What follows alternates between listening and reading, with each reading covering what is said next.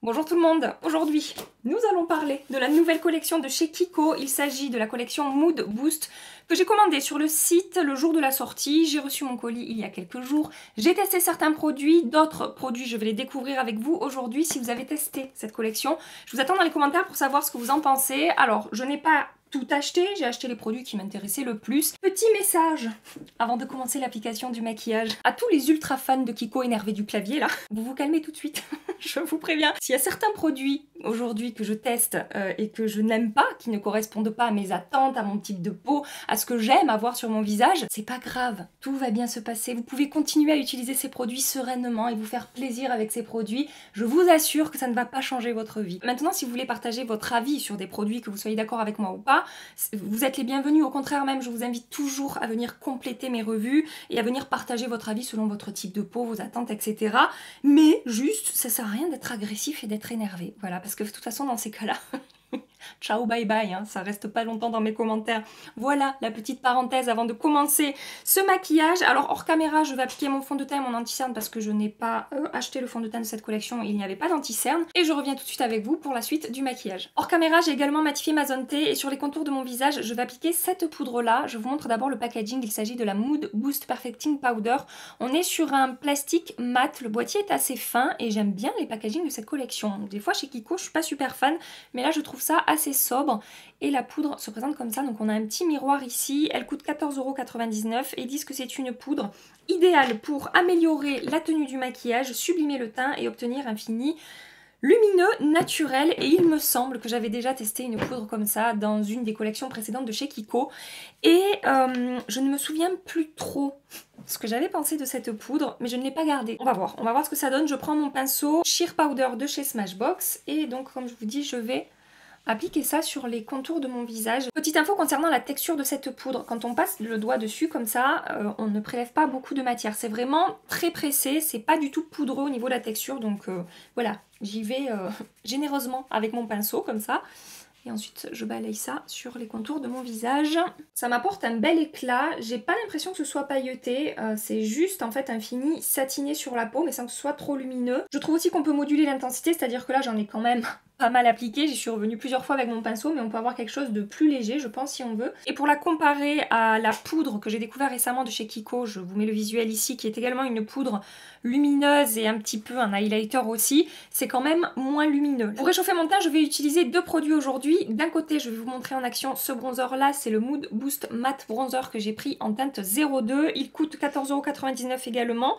Et ils nous disent que c'est un produit idéal pour raviver le teint et raviver le teint. Oui, c'est ce qu'il y a écrit, raviver le teint et raviver le teint. Et souligner les traits du visage grâce à un effet hâlé lumineux, immédiat et homogène. La teinte numéro 2, ça donne ça. Donc c'est une teinte assez neutre entre le chaud et le froid. Et donc il s'appelle Matte Bronzer, mais en même temps, cette teinte est un tout petit peu satiné. En fait, c'est vraiment une lumière très naturelle, une lumière effet seconde peau et j'ai déjà testé ce bronzer et je l'aime beaucoup. Et de l'autre côté, je vais utiliser le bronzer qu'on retrouve dans la palette teint de la collection. Il s'agit de la Mood Boost Good Vibes Only Face Palette. Elle coûte 16,99 € et j'ai également testé cette palette, donc je vais pouvoir vous dire ce que j'en pense. Je commence avec ce bronzer là, je prends mon pinceau 135S de MAC Cosmetics et donc je vous disais, j'aime beaucoup ce bronzer. Alors au niveau de la pigmentation, sachez qu'il a une pigmentation assez moyenne quand même, hein. Si vous aimez les bronzers pigmentés qui se construisent très rapidement, ne vous tournez pas vers ce bronzer, vous allez être assez contrarié ou frustré je pense. Mais si comme moi vous aimez les pigmentations moyennes et vous aimez prendre le temps de construire et de bien diffuser votre bronzer, ça pourrait vous convenir. Je le trouve hyper facile à travailler, la texture est super fine, il est un tout petit peu satiné et vraiment j'aime beaucoup ce produit sur la peau. Il est complètement imperceptible, la texture est super fine et très belle découverte ce produit chez Kiko. Je vous ai fait le swatch du bronzer de la palette pour que vous puissiez voir la différence, je sais pas si vous pourrez le voir, il est également un tout petit peu satiné, c'est très léger et il est quand même plus chaud. Au niveau de la teinte, ça va être un bronzer qui va un petit peu plus réchauffer votre teint que le premier que j'ai appliqué, donc je garde le même pinceau. Il est un petit peu plus poudreux aussi, c'est pas vraiment la même texture et je pense qu'il est plus oui c'est sûr, c'est certain, Il est plus pigmenté aussi, je ne les avais pas comparés comme ça côte à côte. Mais c'est un bronzer voilà, qui va avoir plus de pigmentation, qui va se construire plus rapidement. C'est également un bronzer que je trouve de bonne qualité. Malgré le fait qu'il soit plus pigmenté que celui-là, il se travaille aussi très facilement, il se diffuse très bien, il ne fait pas de démarcation sur ma peau. Voilà, je n'ai pas de difficulté à le travailler. Et très très bon produit également ce bronzer. Vraiment les deux bronzers de cette collection que j'ai testé, j'en suis très contente. Catégorie blush, j'ai également deux produits à vous présenter. D'un côté, je vais utiliser ce blush dans la palette pour le teint. Je vous ai dit une bêtise tout à l'heure, je vous ai dit que ça c'était un blush, mais en fait c'est un enlumineur. C'est un petit peu teinté, mais c'est plus un enlumineur qu'un blush, excusez-moi. Donc je vais utiliser ce blush là, et de l'autre côté, en fait, je suis en train de dire des conneries. De l'autre côté, je vais également utiliser ce blush là, parce que je ne veux pas utiliser ce blush là qui est le Mood Boost Radiant Blush en teinte Cappuccino Cake. Regardez, la teinte est très jolie, c'est un joli blush lumineux, mais je sais pas si vous pourrez voir à l'intérieur les maxi paillettes qu'on va retrouver dans ce blush. Pour moi, les paillettes c'est pas possible parce que comme je vous dis, on est sur de la grosse paillette. C'est pas un petit peu scintillant avec quelques micro paillettes par-ci par-là. C'est vraiment très pailleté. Je vais utiliser ce blush là de la palette, je vais vous faire un swatch. Voilà le blush à quoi il ressemble. Il est un tout petit peu lumineux, un tout petit peu satiné, c'est vraiment une fois de plus une lumière assez naturelle avec un effet seconde peau. Et j'ai déjà testé ce blush et j'aime beaucoup ce blush. Je prends mon pinceau JH14 de chez Morphe, il est correctement pigmenté, il est facile à travailler. Je suis très contente également de ce produit. Et en deux coups de pinceau, j'ai appliqué mon blush. Vraiment, c'est également un très très bon produit, ce blush-là. Comme highlighter, maintenant, j'ai également deux produits à vous présenter. L'highlighter, enfin les highlighters de la palette. Et de l'autre côté, je vais utiliser ce produit-là. Vous allez voir à quoi ça ressemble. Il s'agit du Mood Boost Pearls of Light Highlighter que j'ai en teinte 01 Rose Allure. On a deux teintes dans ce produit-là. On a une petite houppette quand on ouvre. Et regardez, ça ressemble très fortement aux météorites de chez Guerlain. Alors je n'ai pas les météorites de Guerlain, donc je ne pourrais pas comparer les produits, mais c'est clair que ça m'y fait fortement penser.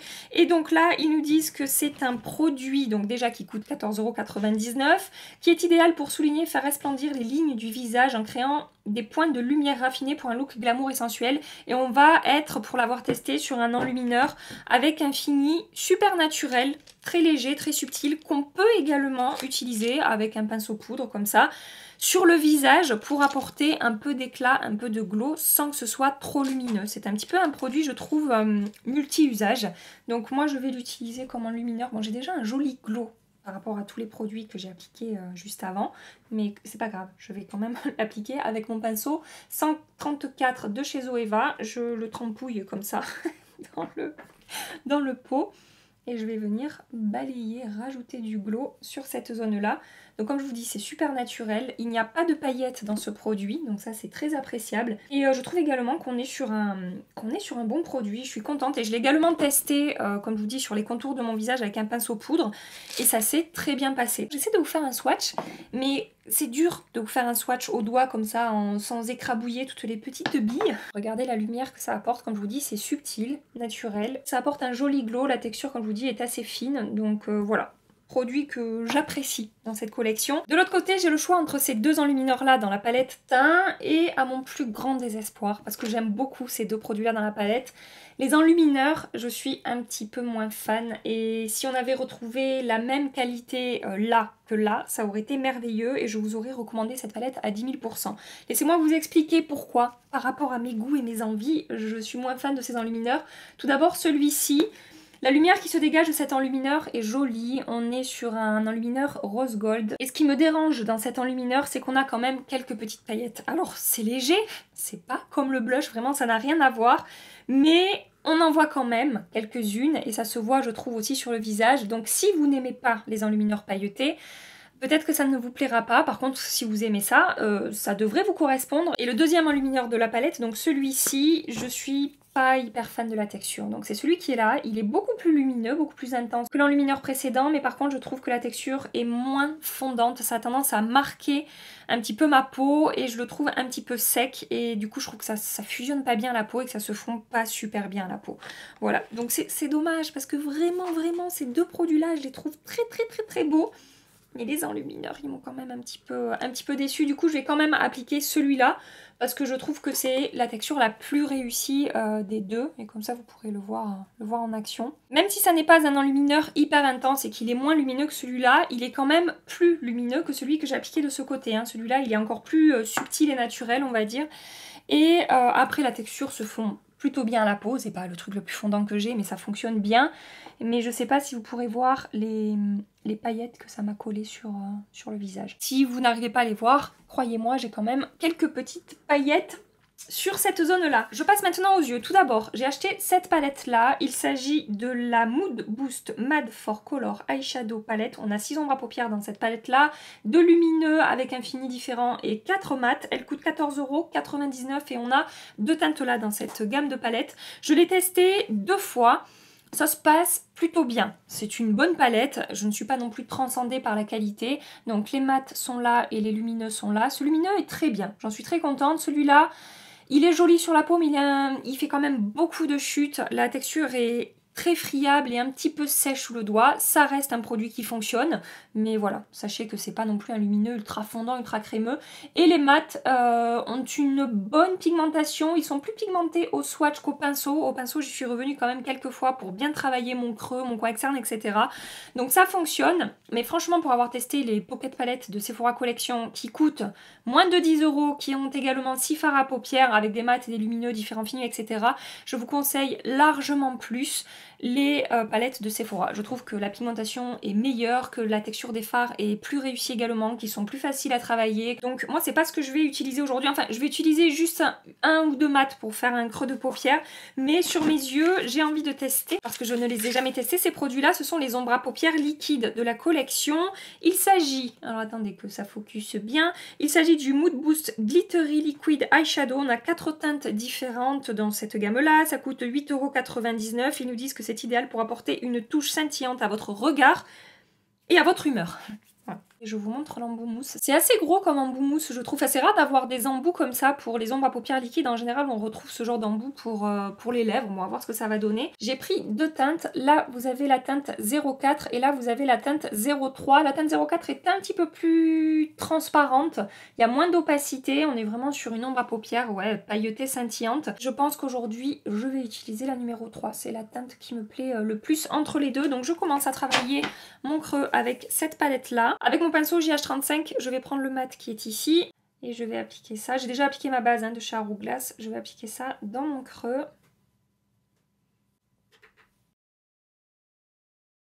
Ensuite, je prends ce mat là, toujours avec le même pinceau. Je vais l'appliquer dans mon coin externe et remonter un petit peu dans mon creux. Donc vous voyez, la pigmentation, comme je vous dis, c'est correct. C'est pas ultra intense, mais ça fonctionne. Dans les conseils d'application, ils disent de l'appliquer directement avec l'embout mousse sur la paupière et ensuite d'estomper au doigt ou au pinceau. Donc j'ai déjà dégainé mon pinceau. C'est le OG Shader de Beauty Bay que j'avais eu dans un kit. Je vais déposer ça sur ma paupière. Je découvre avec vous ça, hein. Comme je vous ai dit, j'ai pas testé. Vous voyez, l'embout il est un petit peu gros. Du coup, il faut faire attention quand on l'utilise à pas s'en coller partout.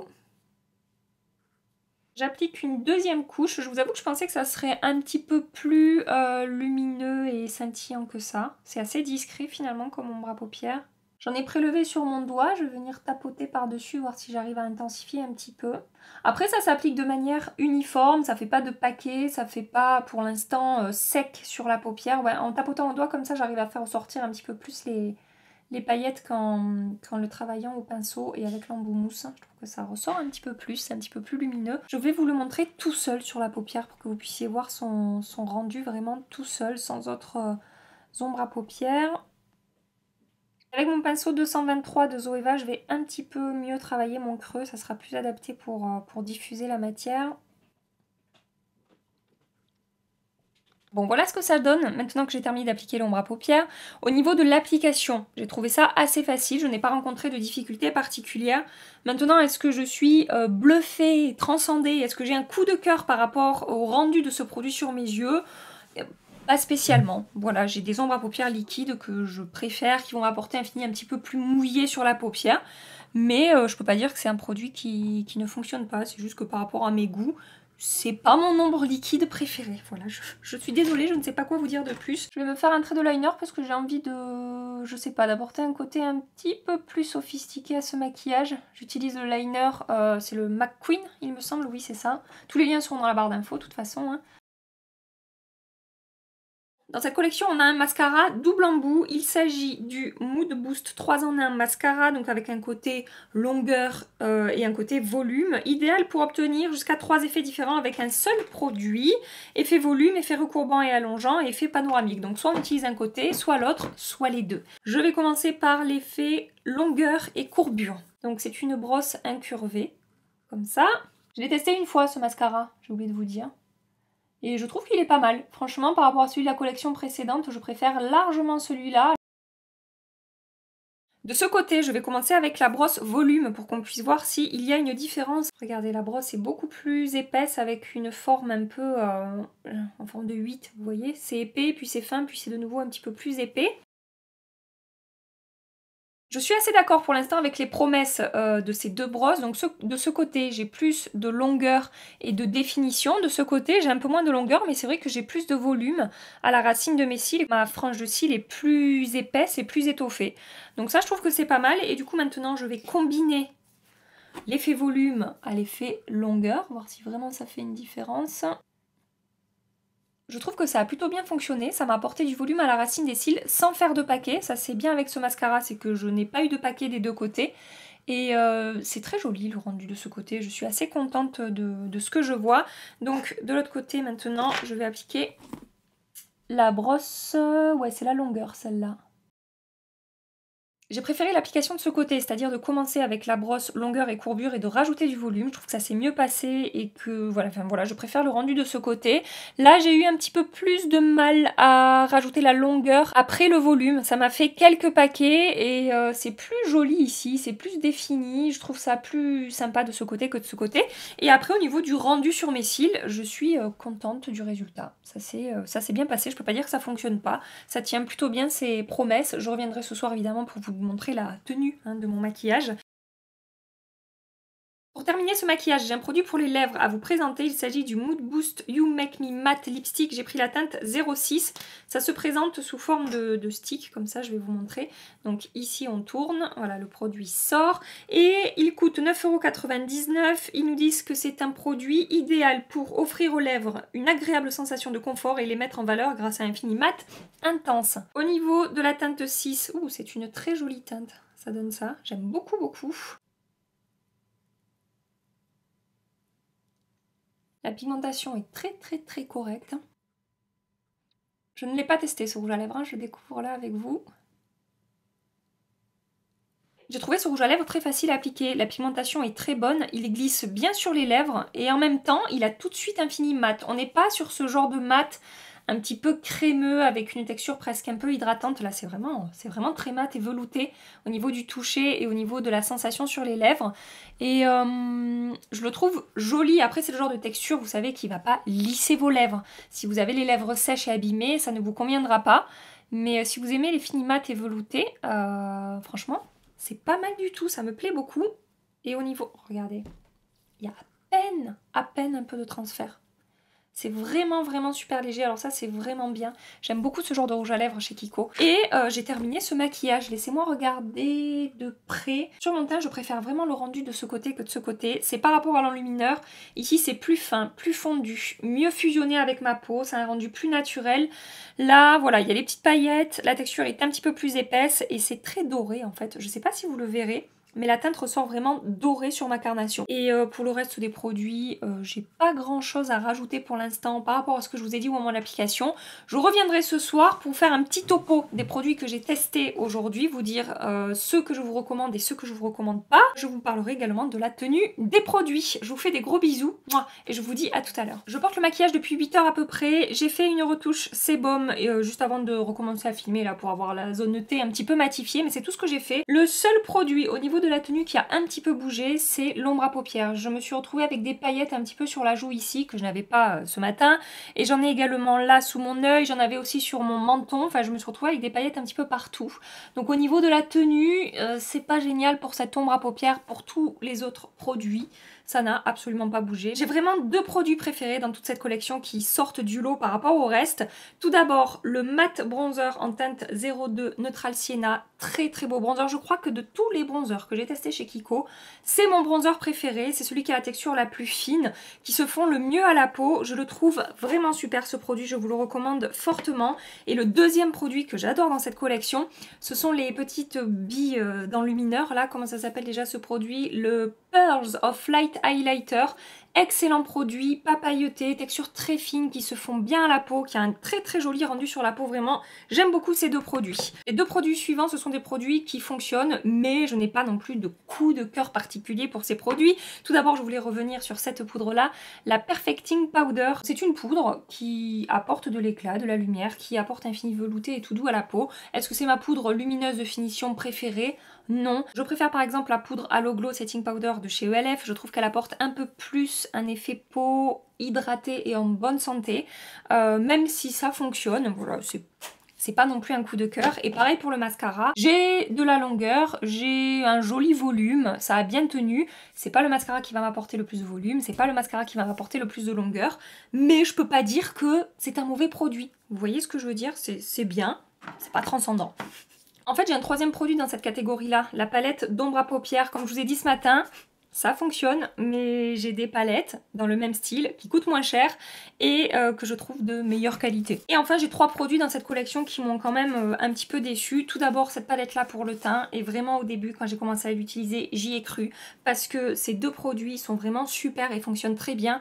Mais ces deux-là, j'aime beaucoup moins. En particulier cet enlumineur-là. C'est vraiment dommage. Ça aurait pu être une... Ça aurait pu. Les ombres à paupières, c'est pas une catastrophe, mais voilà, au niveau de la tenue, je vous ai dit que j'ai des paillettes un petit peu partout sur le visage. Et après, au niveau du rendu sur la paupière, j'ai quand même dû appliquer 2 couches pour avoir un effet un petit peu scintillant et pailleté. Je suis pas hyper emballée parce que je vois sur mes yeux. Je trouve que ça manque d'intensité, ça manque de lumière.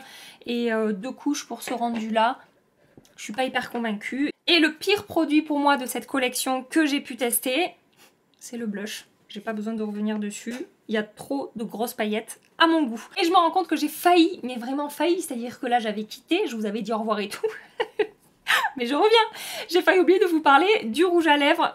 Franchement, j'ai pas fait de retouche. J'ai mangé avec. Il a extrêmement bien tenu. Il est sans transfert, alors que c'est un rouge à lèvres en stick, en raisin. Donc au niveau de la tenue, c'est assez incroyable. Par contre, il ne faut pas avoir les lèvres sèches et abîmées avec ce produit. C'est très mat, c'est très longue tenue, donc voilà, ça risquerait d'aggraver un petit peu la situation.